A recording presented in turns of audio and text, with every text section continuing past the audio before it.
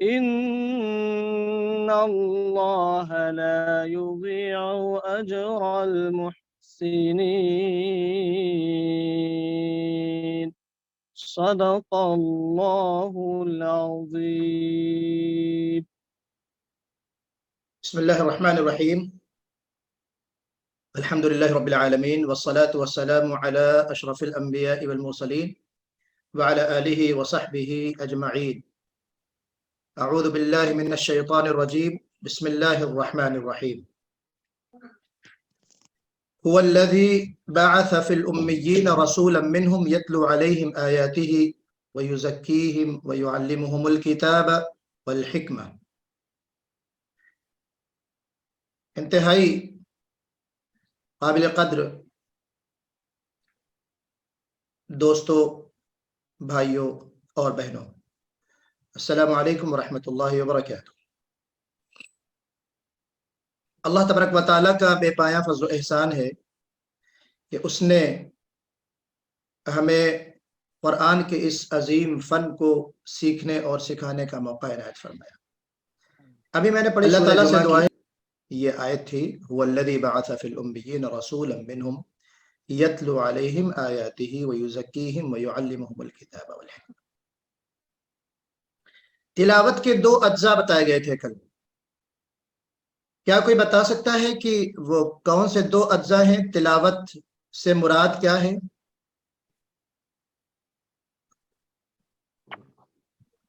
جی، ایک ترتیل القرآن۔ تو تلاوت کے دو اجزاء ہیں، یا تلاوت کی دو قسمیں آپ کہہ سکتے ہیں۔ ایک تلاوت الفاظ قرآن کی، اور دوسری تلاوت کس کو کہتے ہیں؟ معانی قرآن۔ تلاوت الفاظ قرآن کی بھی ہوتی ہے اور کس کی ہوتی ہے؟ معانی قرآن کی، یعنی قرآن کے معانی کی بھی ہوتی ہے۔ یہ بات کل آئی تھی نا، اگر آپ کو یاد ہوگا۔ اچھا، اب یہاں پہ اللہ کے رسول صلی اللہ علیہ وسلم کی بعثت کا جو مقصد ہے کیا ہے کہ هو الذی بعث فی الامیین رسولا منہم، پہلی چیز یتلو علیہم آیاتہ، کہ جس طریقے سے قرآن کے الفاظ کو سمجھنا، یعنی اس کے معانی کو سمجھنا ضروری ہے، بے شک ضروری ہے، اس سے مستغنی نہیں ہوا جا سکتا۔ ٹھیک ہے، قرآنی الفاظ کے مفاہیم، اللہ کی کتاب ہم سے کیا مطالبہ کر رہی ہے، اس کو سمجھنا، قرآن کو سمجھ کر پڑھنا، یہ بہت ضروری ہے۔ لیکن اتنا ہی ضروری قرآنی الفاظ کو، الفاظ قرآن کو یا ٹیکسٹ کو درست پڑھنا بھی ضروری ہے۔ معانی قرآن کی تلاوت کے لیے کون سا علم ایجاد ہوا؟ تفسیر۔ اور الفاظ قرآن کو درست پڑھنے کے لیے جو فن ایجاد ہوا اس کو کہا جاتا ہے تجوید۔ تو ہم اور آپ یہاں پر جمع ہیں کس چیز کے لیے؟ تفسیر قرآن پڑھنے کے لیے یا تجوید قرآن پڑھنے کے لیے؟ بتائیے۔ تجوید قرآن پڑھنے کے لیے۔ تجوید قرآن پڑھنے کے لیے۔ تجوید القرآن پڑھنے کا مقصد کیا ہے؟ ایک مقصد تو یہ ہے کہ نبی کریم صلی اللہ علیہ وسلم کی قرات کے مطابق ہماری قرات ہو جائے، جیسے آپ نے پڑھ کے بتایا، اور اس کا مفہوم مخالف اگر لے، ہے نا، منفی انداز میں اگر ہمیں سمجھنا ہو اس کے برعکس، تو یہ ہے کہ قرآن کو لحن سے محفوظ رکھنا، یہ مقصد ہے۔ الفاظ قرآن کو کس سے محفوظ رکھنا؟ لحن سے۔ لحن سے مراد غلطیوں سے محفوظ رکھنا، یہ مقصد ہے تجوید کا۔ اور لحن بھی میں نے آپ کو بتایا تھا کہ لحن دو قسموں پر مشتمل ہے۔ لحن کی کتنی قسمیں ہیں؟ دو۔ لحن جلی، جو بڑی غلطیاں کہی جاتی ہیں، عام غلطیاں کہی جاتی ہیں، واضح اور کھلی ہوئی غلطیاں جو ہوتی ہیں، وہ لحن جلی ہے۔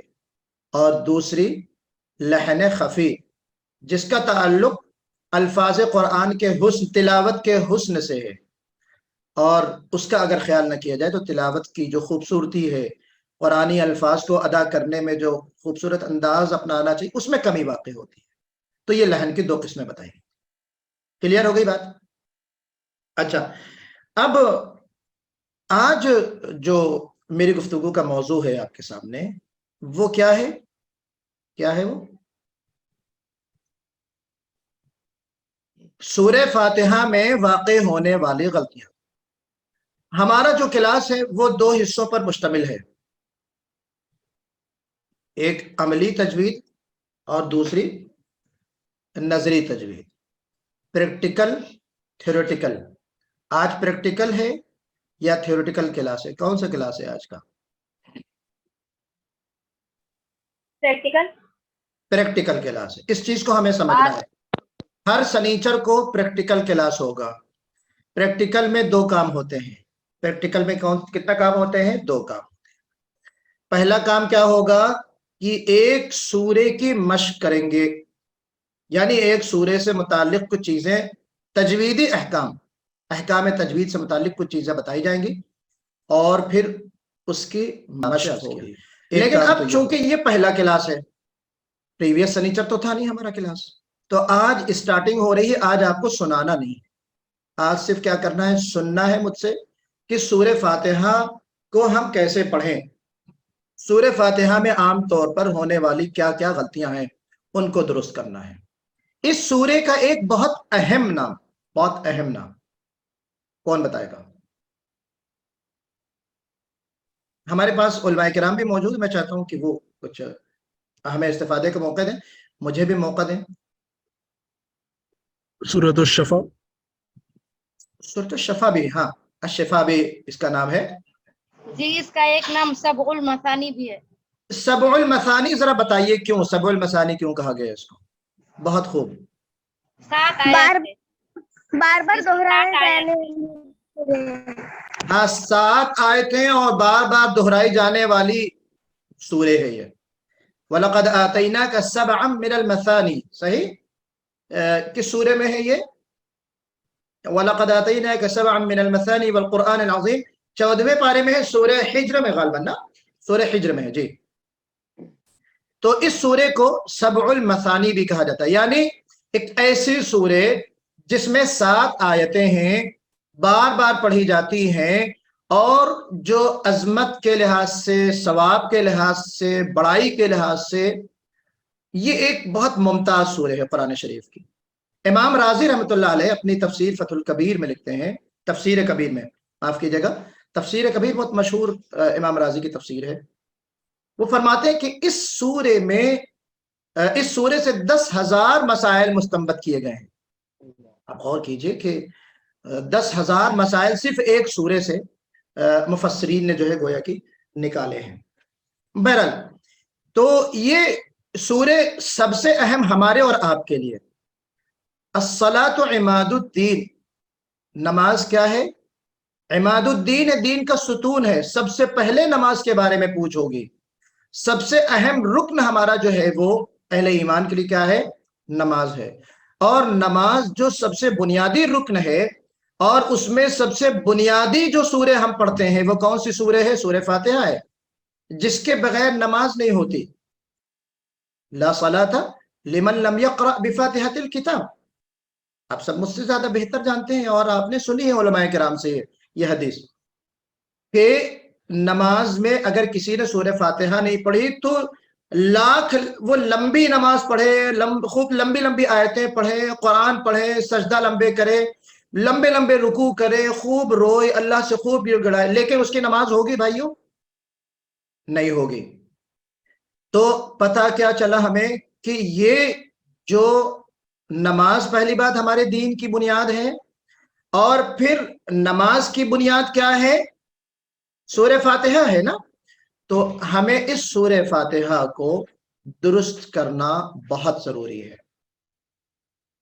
اس سورے کو درست کرنا بہت ضروری. تو آج کا جو ہمارا موضوع ہے، میں ہر کلاس کی شروعات اسی لیے کرتا ہوں سورہ فاتحہ کے درس سے، تاکہ ہمارے جو شرکاء ہیں، بھائی بہن ہیں، وہ اس کی اہمیت کو سمجھ لیں. شروعات ہم کیسے کرتے ہیں؟ الحمدللہ رب العالمین.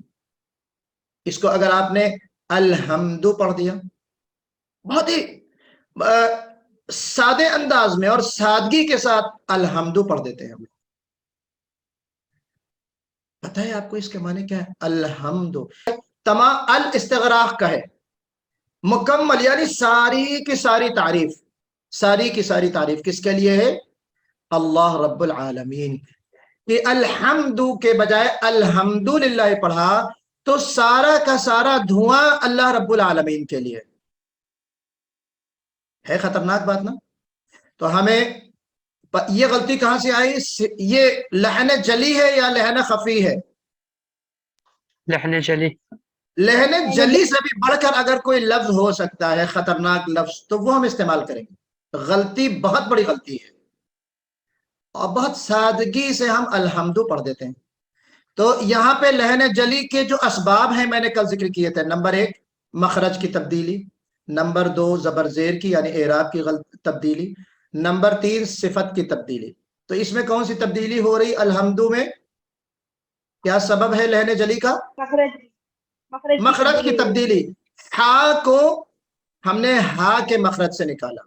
اب دیکھیں الرحمن کو بھی ہمیں بڑی ہا سے پڑھنا ہے، الرحمن الرحیم۔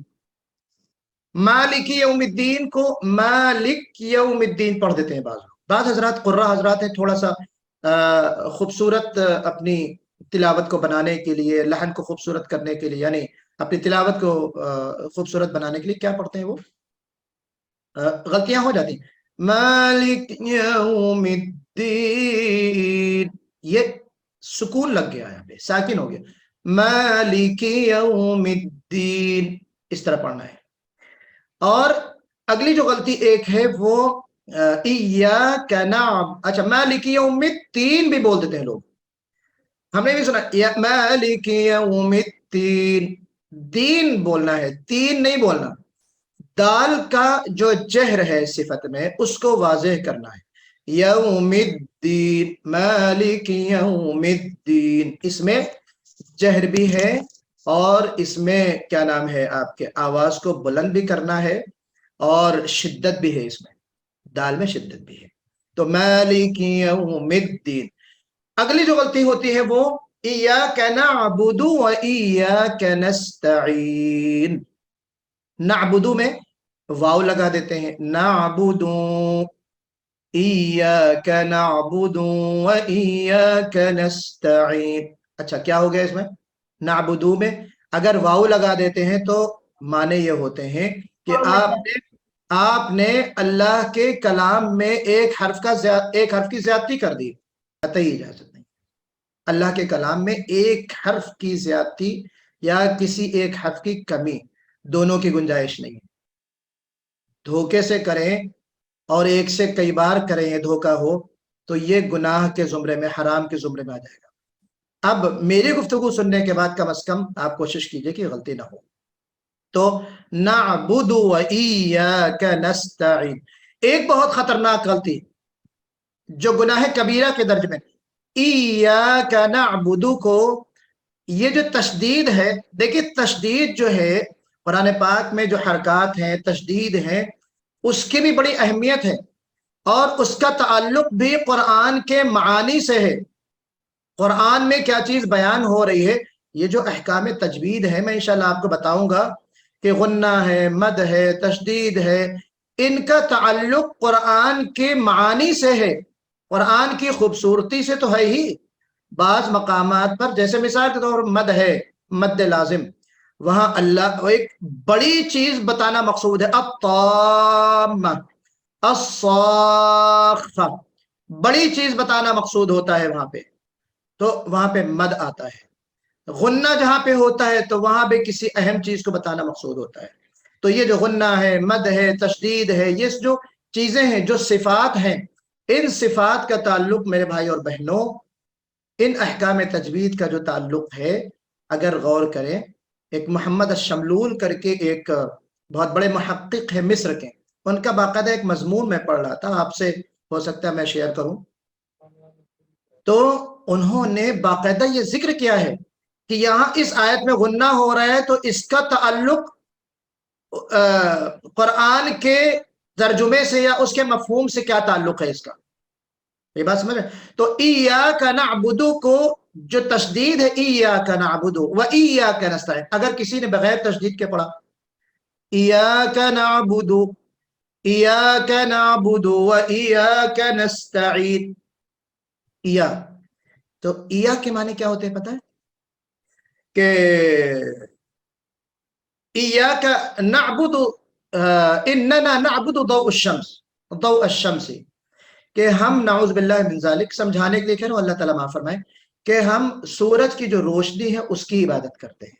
बेशक हम सूरज की रोशनी की इबादत करते हैं। वनस्तईनु बिदौइ शम्स, और सूरज की रोशनी से हम मदद चाहते हैं। आप मेरी बात समझ रहे हैं ना?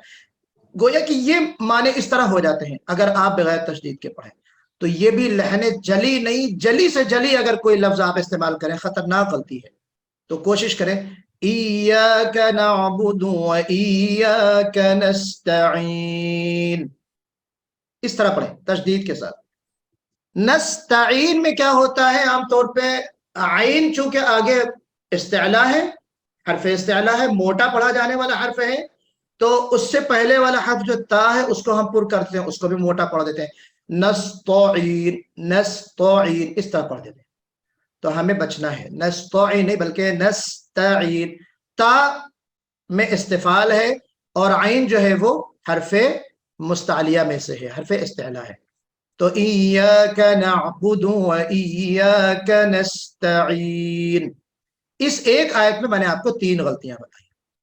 ठीक है, अच्छा आगे आइए। इहदिनस सिरातल मुस्तकीम, स्वाद है जो हर्फे इस्तिअला है, और अगर हम सीन पढ़ते हैं तो हर्फे इस्तिफाल है, बारीक पढ़ा जाने वाला हर्फ है। शिरात नहीं पढ़ना, इहदिनस शिरात, सीन को स्वाद को शीन नहीं पढ़ना है। बात समझ में आ रही है? तो सीन को शीन से बदल देना, स्वाद को सीन से बदल देना, ये सारी जो गलतियां हैं ये फहश गलतियां हैं। मुस्तकीम में क्या है, इहदिनस सिरातल मुस्तकीम, स्वाद पढ़ा जाता है कभी कभी, तो मुस्तकीम, इहदिनस सिरातल मुस्तकीम, सीन को बारीक पढ़ना है, ता को बारीक पढ़ना है, काफ को मोटा पढ़ना है, मुस्तकीम। अच्छा, इसके बाद जो है वो सिरातल लज़ीना, सिरातल लज़ीना, अब लज़ीना को कैसे पढ़ते हैं, लज़ीना जाई से पढ़ते हैं। तो लज़ीना और लज़ीना दोनों में फर्क है, दोनों में फर्क है। जाल का मखरज जो है वो क्या है, जुबान की नोक या तरफुल लिसान और दांतों का ये सिरा। ठीक है, जुबान की नोक को रअसुल लिसान कहते हैं और जुबान के किनारे को तरफुल लिसान कहते हैं। अगर कहीं आपने लिखा देखा है जुबान की नोक यानी तरफुल लिसान, तो वो गलत लिखा है उस किताब में। रअस कहते हैं किनारे को, नोक को, और तरफ कहते हैं किनारे को। दोनों में फर्क है, दोनों का मखरज अलग है। लेकिन बाद हजरात रअसुल लिसान यानी जुबान की नोक से भी हुरूफ लिथविया निकाल लेते हैं, निकाल सकते हैं, ता ता जाल निकाल सकते हैं। लेकिन सही और बेहतर जो मखरज है, शेख अयमन रुश्दी सुवैद वगैरह जो माहिर हैं इस मैदान के, वो ये कहते हैं कि इसका मखरज तरफुल लिसान होना चाहिए। तरफुल लिसान यानी जुबान का किनारा, ना कि जुबान की नोक। क्यों, इसकी बारीकी मैं इंशाल्लाह आपको कब बताऊंगा, जबकि मखारिजुल हुरूफ में पढ़ाऊंगा आपको। अनअमता, अब कोई अगर अनअमतु पढ़ दे, अनअमतु, तो मेरे ख्याल से इस तरह की गलती नहीं करते लोग, अनअमतु। लेकिन बता देता हूं ये लहन कहां वाक़े होगा, एराब की गलती जो मैंने कहा आपके सामने, जबर जेर की गलती अगर हो गई है तो वहां पे अनअमतु की जगह पे ये होगा कि हमको सीधी राह दिखा उन लोगों की जिस पर आपने इनाम फरमाया है। अब अगर अनअमतु कह देंगे तो ये मतलब होगा जिस पर मैंने इनाम फरमाया है, मैंने इनाम किया है, तो ये भी एक बड़ी गलती है। ऐसी गलती नहीं होती और अल्लाह ना करे हो। अदमुल मद फी कलिमा अद्दालीन, दालीन कहते वक्त मद ना करना। ये मद कौन सा है पता है, इस मद का नाम क्या है, इस मद का नाम क्या है, मद्दे लाजिम कलमी मुसक्कल। दाली में जो मद है ये मद्दे लाजिम कलमी मुसक्कल है, वाजिब है, सबसे बड़ा मद है। तो इसको हमें क्या करना है, खींच कर पढ़ना है। इसमें ऑप्शन नहीं है कि आप बगैर वलद्दालीन, बगैर खींचे आपने पढ़ दिया तो चलेगा ना, नहीं चलेगा। बात समझ रहे, दालीन वलद्दालिन, अगर आपने वलज़ालिन पढ़ दिया जाई से, या वलद्दालिन पढ़ दिया वा से, तीनों के मखरज अलग अलग हैं भाई। अगर दालिन, दाल, दाद का मखरज हाफतुल लिसान, जुबान की जो करवट है, दाद का मखरज अशद्दुल मखारिज या असअबुल मखारिज कहा जाता है। भरपूर प्रैक्टिस करनी है इंशाल्लाह। जब हम मखरज पढ़ेंगे तो इस पे हम फोकस भी करेंगे, और हो सकेगा तो हम प्रैक्टिस करेंगे, ठीक है। तो हमें कोशिश करना है वाला वालिन। वलाल माने साया, अब वलाल माने गुमराही। वलाल दो से कहें तो सायादार, जी वलाल माने साया होता है ना, दिल वलाल सायादार के माने में होता है। माने बहुत सारे इसमें बदल जाते हैं। तो ये जो मेरी गुफ्तगू थी, आप इस लेक्चर को, जो लोग हैं वो भी, और जो लोग नहीं हैं उनसे भी दरख्वास्त है कि इसको आप सुने, और जो लोग हैं इस मेरी गुफ्तगू को दोबारा सुन लें जी। तो अल्लाह ताला से दुआ है कि हमें इस तरह की जो फहश गलतियां हैं और जो छोटी गलतियां हैं वो भी, इस तरह की जो तमाम गलतियां हैं, अल्लाह ताला मुझे आप सबको महफूज रखे, दुरुस्त करने की तौफीक अता फरमाए।